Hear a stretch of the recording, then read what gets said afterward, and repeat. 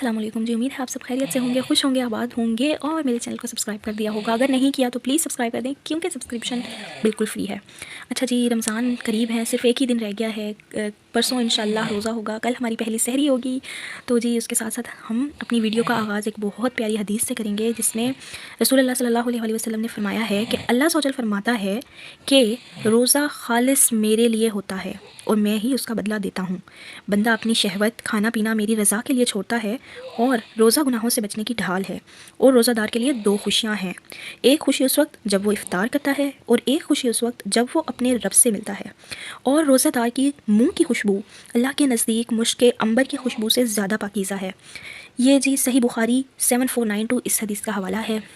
तो जी अल्लाह पाक हम सबको रमज़ान करीम के रोज़े रखने की तौफ़ीक दे और हम सबको ज़्यादा से ज़्यादा इबादत करने की तौफ़ीक दे। तो कोशिश ये करेंगे इस पाक मुबारक महीने में जितने भी हम रिएक्शन वीडियो बनाएं उसमें कोई भी ऐसा जुमला, ऐसा लफ्ज़ इस्तेमाल ना करें जो गलत हो।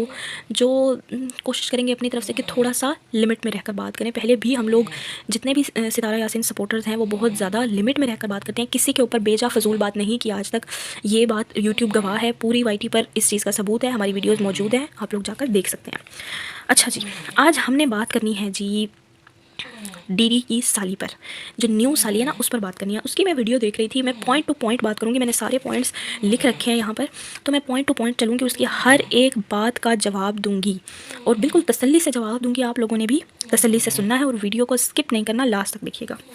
अच्छा जी, तो कहती है ये अपनी वीडियो में, लोगों ने वीडियो बनाई है कि मैंने अपने शोहर की इज़्ज़त उछाली है, उसे पकड़ के नंगा किया है, उसके राज ओपन किए हैं। तो जी हाँ, ऐसा हुआ है, आपने ऐसा किया है। मियाँ बीवी का एक पर्दा होता है और मियाँ बीवी की बातें बाहर दुनिया को नहीं बताई जाती। दुनिया क्या, आपने तो वाईटी पर लाकर रख दिया। आपने बात की है, आपने मौका दिया है सबको बात करने का। आपने अपने हस्बैंड की जो भी उनकी मेडिकल इश्यूज़ थे जिसकी वजह से आपके बच्चे नहीं थे, जो भी इश्यूज़ थे आप उनको वाईटी पर लाई हैं। आपके अलावा वो कोई नहीं जानता था, वाईटी पर आपके बोलने के बाद ही लोगों को पता चला है। तो जी हाँ, आपने ही बात की है, आपने ही एक्सपोज़ किया है अपने हस्बैंड को और आपने ही उनकी इज़्ज़त उछाली है। उसके बाद कहती है जी मैंने तो बमारी बोलती है ना, वो बीमारी नहीं बोलती। मैंने तो बीमारी के लिहाज से बात की थी, इसके अलावा तो कोई बात नहीं की मैंने। देखें जी, बीमारी के लिहाज से बात की थी या जैसे भी बात की थी, ये बात मियाँ बीवी का एक पर्दा होता है, हर किसी का एक पर्दा होता है। तो ये बात सामने नहीं लानी चाहिए थी, आपको वाईटी पर नहीं लानी चाहिए थी, क्योंकि आप इतनी बच्ची नहीं हैं, आप शादीशुदा हैं, आपकी काफ़ी ज़्यादा एज हो गई है मेरे हिसाब से। तो ये बातें मेरे हिसाब से आपको वाईटी पर नहीं लानी चाहिए थी। अब आप लाई हैं तो इस पर बात भी लोग करेंगे और बात होगी, ठीक है। उसके बाद कहती हैं कि हमारी पर्सनल लाइफ में घुसने की कोई ज़रूरत नहीं, मेरे शौहर तक पहुंचने की कोई ज़रूरत नहीं है।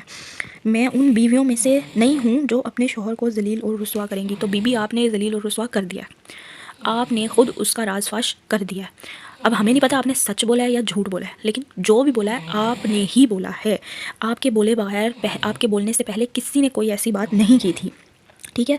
और आपके शौहर तक पहुंचने की ज़रूरत किसी को नहीं है, कोई भी आपके शौहर तक नहीं पहुंचना चाहता, ठीक है। तो बराए मेहरबानी आप अपने शौहर को संभाल के रखें और उसको एक्सपोज़ करना बंद कर दें, जो कि आप कर जाती हैं। अच्छा, उसके बाद कहती है उसकी एज ज़्यादा है, वो जैसा भी है जो भी है, फिर वही बात, फिर आप अपने शौहर को एक्सपोज़ कर रही हैं, है ना। फिर आप अपने शौहर के बारे में कह रही हैं कि उसकी एज ज़्यादा है। मतलब खुद ही आप बात करती हैं, खुद ही मानती हैं उन चीज़ों को, और फिर जब कोई और बात करता है, आप भी वाईटी पर बैठकर ही बात कर रही हैं ना, तो जब कोई और बात करता है तो उसको भी बर्दाश्त करने की हिम्मत रखें, क्योंकि लाही आप खुद हैं ये बातें, ठीक है।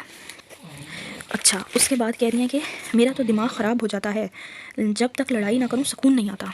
जी बिल्कुल, आप बहुत बड़ी फसादन है, ये हम बहुत अच्छे तरीके से जानते हैं और जान चुके हैं कि आप एक बहुत ही बड़ी फसादन औरत हैं। जब तक आप फसाद नहीं डालती आपको सुकून नहीं मिलता। आप फपे कुटनी हैं, जब तक आप फसाद नहीं डालेंगे आपको सुकून नहीं मिलेगा। आप जैसी फपे कुटनी औरतें हर गली मोहल्ले में कोई एक आध औरत आप जैसी पाई जाती है, जो कि दो लोगों के दरमियान फसाद करा के फिर चैन से बैठती है, ठीक है, और ख़ुद भी फसाद करके ही चैन से बैठती है, ठीक हो गया।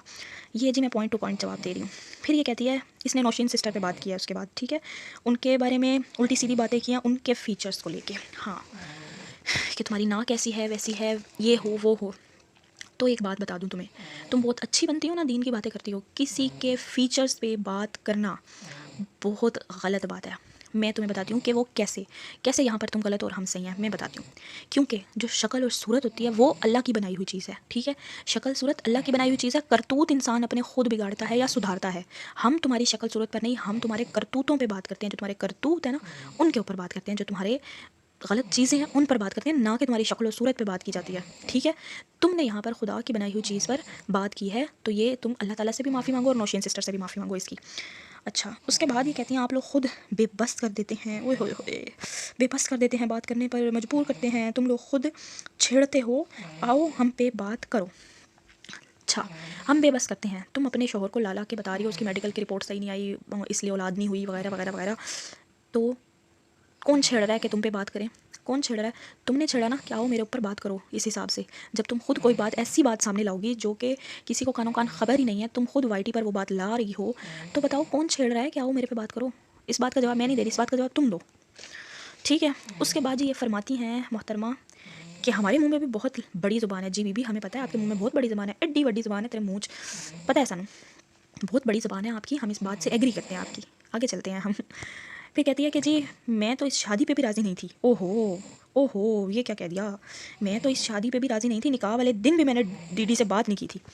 कहती है मैं इस शादी से नहीं राज़ी थी, शादी पे व्लॉग ठोक रही थी, व्लॉग पे व्लॉग, शादी की तैयारियां हो रही हैं, फेशियल बन रहे हैं, उपटन बन रहे हैं, वो ये क्रीमें लग रही हैं, दुल्हन का ये हो गया, दुल्हन ने डिमांड की क्रीमों की, दुल्हन ने डिमांड की फेशियल की, वो ये क्रीमों पे क्रीमें, फेशियल, स्पा, पार्लर, जिम, पता नहीं क्या क्या हो रहा था। और ये कहती है कि जी मैं तो शादी पे खुश ही नहीं थी, शादी से पहले मिलवाना, उसको मिलवाती रही अपने घर पे, और ये तो जी शादी से खुश ही नहीं थी। उस पर कभी ये फिर डिटेल में वीडियो बनाएंगी, ये भी कह दिया, सस्पेंस डालने के लिए वीडियो चलती है ना ऐसे।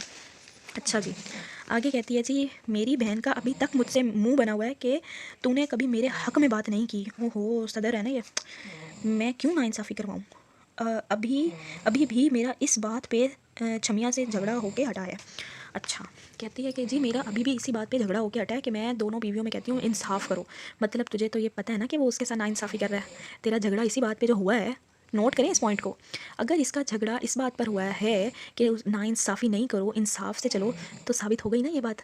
इसने खुद को भी एक्सपोज कर दिया, शौहर को तो कर ही दिया था, आज खुद को भी कर दिया। साबित हो गई ना ये बात कि ये बंदा नाइंसाफ़ी करता है। जिस बात को ये लोग मान ही नहीं रहते, खुद अपने मुंह से मानते हैं। ये हो जाता है, अल्लाह ताला बुलवा देता है, इस तरह की बातें ना अपने मुंह से निकल ही आती हैं। अच्छा, फिर कहती है कि तुम लोगों को ये हक किसने दिया कि तुम लोग हमारी बातें मीडिया के सामने रखो। हमें हक किसने दिया है? हमें हक किसने दिया? मीडिया के सामने तो आप लाई हैं बीबी, भूल गई हैं क्या? आपने ही अपनी वीडियो में हर एक बात की है, वो हर एक बात जिस पर रिएक्शन आया है वो आपकी तरफ से की गई है, तो रिएक्शन आया है। रिएक्शन तभी आता है जब कोई इंसान कोई एक्ट करता है ना, उस एक्ट का उसके बाद रिएक्ट होता है। आप लोगों को इतनी सी बात अगर नहीं पता तो इसके बारे में रिसर्च करो कि एक्शन और रिएक्शन क्या होता है। फिर कहती है बीबी नाइंसाफ़ी तो मेरी बेटी के साथ हुई है। हैं? अच्छा, ओए होए, तुम लोगों के घरों में आओ तो अच्छा चल इस बात पे बाद में आती हूँ। कहती नाइंसाफ़ी तो मेरी बेटी के साथ हुई है, और जो डीडी अपने बच्चों के साथ किया है वो इंसाफ था? नहीं, मुझे बताओ वो इंसाफ था? बच्चे बीमार पड़े हैं, परेशान हैं, बीवी ऑपरेशन हो रहा है, परेशान है, और ये जो डीडी साहब घूम रहे हैं छमिया को ले के उसकी आरतियाँ उतार रहे हैं। नहीं, ये नाइंसाफ़ी नहीं थी, हैं? तुम्हारी बेटी के साथ नाइंसाफ़ी हुई है, दो माएँ हैं उसकी, फिर नाइंसाफ़ी हुई है, हैं? और वहाँ एक माँ भी तड़प रही है, मर रही है, उसके साथ नाइंसाफ़ी नहीं हुई कोई? जाहिल औरतें मजबूर करती हैं इस तरह की बातें करने पे। फिर कहती है कि जी तुम लोगों के घरों में आओ तो सुभान अल्लाह, और हम लोगों के घरों में आएँ तो तकलीफ़।